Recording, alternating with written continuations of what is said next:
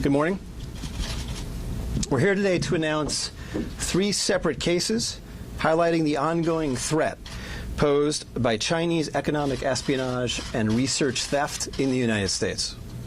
First, the arrest today of a Harvard University professor for lying about his participation in a Chinese foreign recruitment program. Second, this morning we have unsealed a separate indictment of a Chinese national working as a scientific researcher at Boston University who failed to mention on her visa application that she is also a lieutenant with the People's Liberation Army. Finally, this office has indicted another Chinese national for trying to smuggle vials of biological material out of the United States to China and lying about it to federal investigators. That defendant, whose entry to the United States had been sponsored by Harvard University, was a cancer researcher at a lab at the Beth Israel Deaconess Medical Center. So, this morning, the FBI arrested Dr. Charles Lieber, the chair of the Department of Chemistry and Chemical Biology at Harvard University, for making false statements regarding his involvement in China's Thousand Talents Plan and his affiliation with the Wuhan University of Technology. The complaint alleges that Dr. Lieber signed a contract with the Chinese university in Wuhan and was paid up to $50,000 per month, plus up to $158,000 in living expenses, and awarded more than $1.5 million to set up a research lab at the Chinese school and work there on researching nanotechnology. Lieber also joined China's Thousand Talents Plan, according to the complaint, a Chinese government-run program designed to entice scientists and researchers in the United States to share their research expertise with China. At the same time, Dr. Lieber was receiving U.S. grant funds from the Department of Defense and the National Institutes of Health. National Institutes of Health spends up to $39 million a year funding medical research in the United States. Those programs required Dr. Lieber to disclose if he was working with, including receiving funding from, any foreign power. When questioned, Lieber hid his involvement with the Chinese entities, including specifically disavowing any connection to China's Thousand Talents Plan. Meanwhile, based on the complaint, it appears that China paid Lieber hundreds of thousands of dollars over the years for his involvement with the Chinese entities and for his work on research for Chinese gain. Also today, a federal grand jury indicted Yanqing Ye, a Chinese national, with lying on her J-1 visa application, making false statements to Customs and Border Protection, conspiracy, and being an unregistered agent of the People's Republic of China. According to court documents, Ye is a lieutenant in the People's Liberation Army, but she concealed her military connections while employed as a researcher at Boston University's Department of Physics, Chemistry, and Biomedical Engineering Center for Polymer Studies. The indictment alleges that a colonel in the People's Liberation Army and other military officers from the Chinese National University of Defense Technology gave Ye numerous assignments while she was in the United States, such as conducting research, assessing U.S. military websites, and sending documents and information back to China. In April 2019, Ye was questioned by customs officers at Logan Airport on her way to China.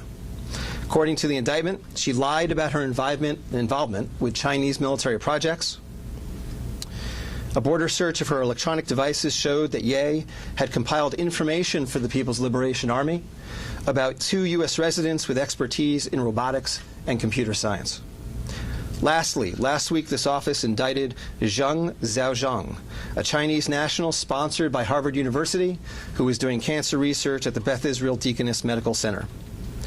Zheng was charged with attempting to smuggle to Beijing vials of biological material, along with other research materials that he had stolen from the lab at the Beth Israel, where Zheng was working on cancer cell research. Before he boarded his flight, customs officers discovered 21 vials of biological material in a sock in his baggage.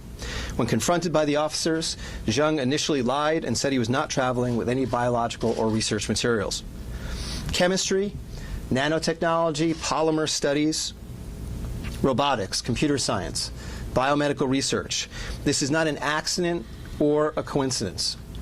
This is a small sample of China's ongoing campaign to siphon off American technology and know-how for Chinese gain. Recently, Attorney General Barr referred to China as this country's primary rival. Similarly, FBI Director Chris Wray recently told Congress that right now there is no country that poses a greater counterintelligence threat to the United States than China.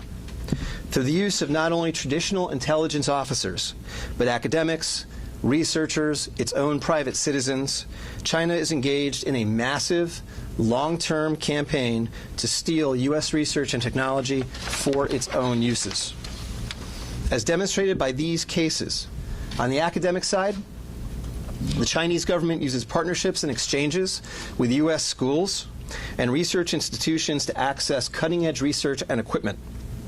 Obviously, most visiting Chinese academics and researchers are here to work in good faith in U.S. institutions, but some of them are not.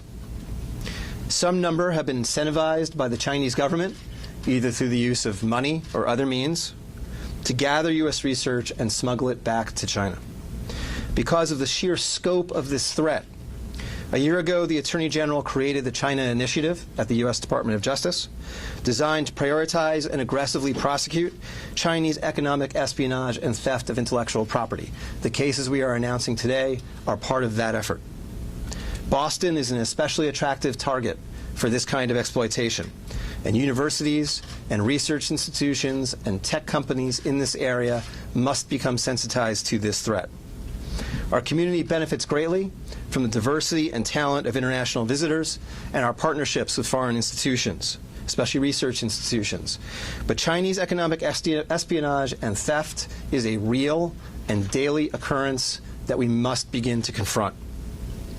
I want to thank the FBI for its usual professionalism in these cases, as well as the prosecutors in the National Security Unit in my office. I also want to thank Customs and Border Protection for its excellent work in the Ye and Zheng investigations, doing the hard job of protecting our borders. I also want to thank the Office of the Inspector General at HHS and the Commerce Department's Office of Export Enforcement. These cases tend to be complex. They involve the border, they involve international dimensions, and so it requires expertise to do these cases across federal departments.